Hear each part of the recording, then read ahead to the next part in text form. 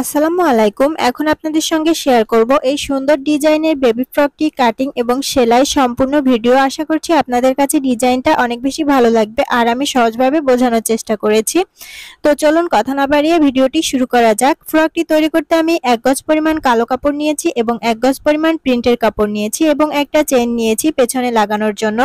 ফার্স্টে এই কালো কাপড় থেকে স্কার্ট পার্টের অংশটা তুলে নিব, তার জন্য কোনাকুনি ভাঁজ করে নিয়েছি। আমব্রেলা শেপে যেভাবে আমরা ভাঁজ করি ঠিক সেভাবে। এরপর কোমরের মেজারমেন্টটা এখান থেকে নিয়ে নিচ্ছি। কোমরের মেজারমেন্টটা 6.5 ইঞ্চিতে নিয়েছি। এরপর এখান থেকে যতটুকু রয়েছে জোড়া ছাড়া কাপড় ততটুকু নিয়ে নিচ্ছি 9.5 ইঞ্চি। তো এভাবে করে রাউন্ড করে একটা দাগ দিয়ে তারপর কেটে নিচ্ছি। এখান থেকে বাকি যতটুকু আমাদের লম্বার জন্য লাগবে ততটুকু নিচে প্রিন্টের কাপড় দিয়ে কুচি তৈরি করে দিব, তাহলে আর ড্রেস আপটি ছোট হবে না। তো এই যে স্কার্ট পার্টের কালো অংশটা কাটিং করা কমপ্লিট। এক্সট্রা কাপড় থেকে এখন বডি পার্টটা কাটিং করে নিব। তার জন্য ফার্স্টেই 1.5 ইঞ্চি ভাঁজ করে রেখে দিলাম কাপড়টা, কারণ এই 1.5 ইঞ্চি আমরা এক্সট্রা রাখবো চেন লাগানোর জন্য। এখান থেকে 2 ইঞ্চি চওড়া পেছন গলা এবং 2.5 ইঞ্চি লম্বা পেছন গলার লম্বাটা নিয়ে নিলাম। এরপর বডি পার্টের লম্বাতে রাখছি আমি 12 ইঞ্চি পরিমাণ। এখানে সেলাই করার পর 11 ইঞ্চি থাকবে। এরপর নিচের দিকে কোমরের মেজারমেন্টটা নিয়ে নিলাম 6 ইঞ্চিতে। এখন শোল্ডার মেজারমেন্ট নিয়ে নিচ্ছি 5 ইঞ্চিতে। আর্মহোল নিয়ে নিচ্ছি 4.5 ইঞ্চিতে। এখান থেকে একটা পার্ট বের হবে, আমি শুধু পেছনের পার্টটাই কাটিং করছি।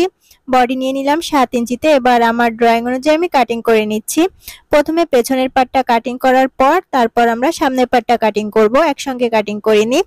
তো এই যে পেছনের পার্টটা কাটিং করা কমপ্লিট হয়ে গিয়েছে। এবার এই পার্টটা কাপড়ের উপর রেখে আমরা সামনের পার্টটা কাটিং করে নিব সেম ভাবে। তো কাটিং করে নিয়েছি। এরপর হচ্ছে আমরা আর্মহোলের এখান থেকে তালপাটের জন্য দাগ দিয়ে নিব এবং সামনের গলার লম্বাতে রাখছি আমি 4 ইঞ্চি। গোল গলা ড্রয়িং করে দিলাম। এখন এই ড্রয়িং অনুযায়ী কাটিং করে নিচ্ছি। তো সামনের পার্টে জাস্ট এইটুকুই পার্থক্য থাকবে আর সবকিছু সেম। এবার সামনের পার্টের মাপ অনুযায়ী একটা প্রিন্টের কাপড়ও কেটে নিয়েছি, 2 ইঞ্চি ছোট নিয়েছি। এটা থেকে আমরা কোটির ডিজাইনটা করে নিব। এর জন্য ফার্স্টে এখান থেকে 3 ইঞ্চিতে একটা মার্কিং করে নিলাম। এখন এভাবে রাউন্ড করে কোটির শেপটা দিয়ে দিচ্ছি। কোটির শেপ আপনারা যেরকম দিতে চান সেভাবে এভাবে ডিজাইন করে নিলেই কিন্তু হয়ে যাবে। তো এই পার্টটা কিন্তু আমাদের দুইটা পার্ট লাগবে। আমরা এই একটা পার্ট কাটিং করে নিয়েছি আর একটা পার্ট আমি অফ ক্যামেরাতে কাটিং করে নিব। তো এই যে ডিজাইনটা এভাবে করে কোনাকুনি ভাবে কাটিং করে নিয়েছি কোটিটা। আর এই কাপড়টা যেহেতু অনেক বেশি পাতলা, এই কারণে আমি দুইটা পার্ট ব্যবহার করেছি। যদি মোটা কাপড় দিয়ে তৈরি করেন একটা পার্ট ব্যবহার করবেন এবং সাইড দিয়ে পাইপিং করে দিবেন। এরপর কুচির কাপড়ের জন্য আমি 7.5 ইঞ্চি চওড়া এবং লম্বাতে কত নিয়েছি দেখুন 44.5 ইঞ্চি দুইটা টুকরা নিয়েছি কুচির কাপড়ের জন্য নিচের দিকে।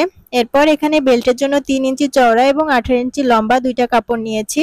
এরপর কালো কাপড় থেকে আমি এভাবে কোনাকুনি 1 স্কেল পরিমাণ দাগ দিয়ে পাইপিং কাটিং করে নিচ্ছি গলার জন্য এবং হাতার জন্য। এই পাইপিংটা আমরা শুধুমাত্র পেছনের পাটে ব্যবহার করব আর সামনের পাটে কোটির অংশ দিয়েই আমরা কভার করে নিব। সেলাই করার সময় আপনারা দেখতে পারবেন। তো এখন হচ্ছে পেছন পাটে আমি ফার্স্টেই চেনটা লাগিয়ে নিচ্ছি। চেনটা লাগানোর সময় অবশ্যই চেনের অংশ যেন দেখা না যায় সেভাবে সেলাই করতে হবে।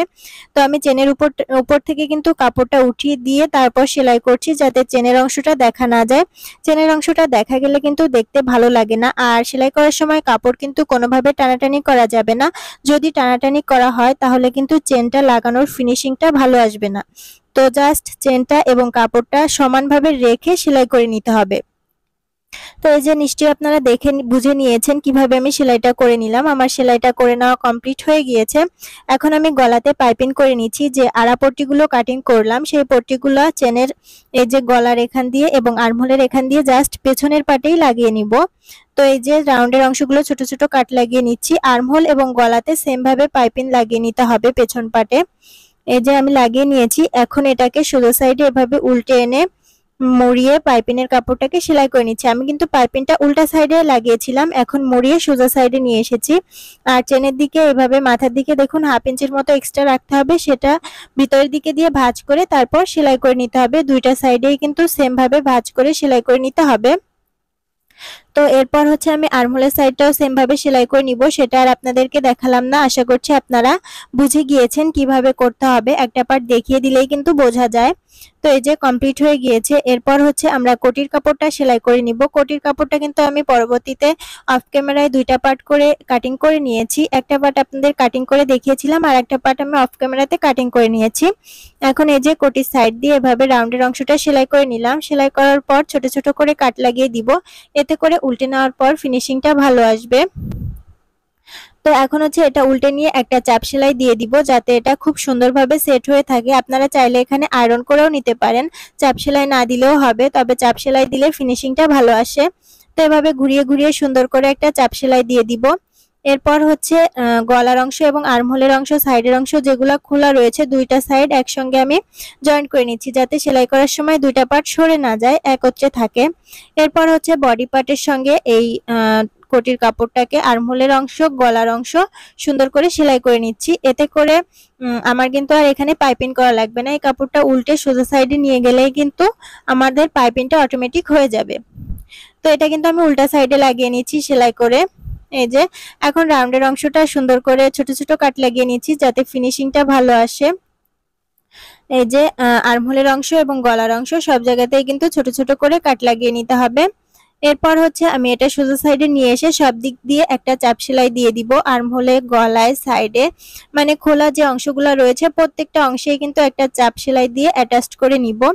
এতে করে খুব সুন্দরভাবে কোটির কাপড়টা সেট হয়ে থাকবে, আর পরবর্তীতে সেলাইগুলো করতেও সুবিধা হবে।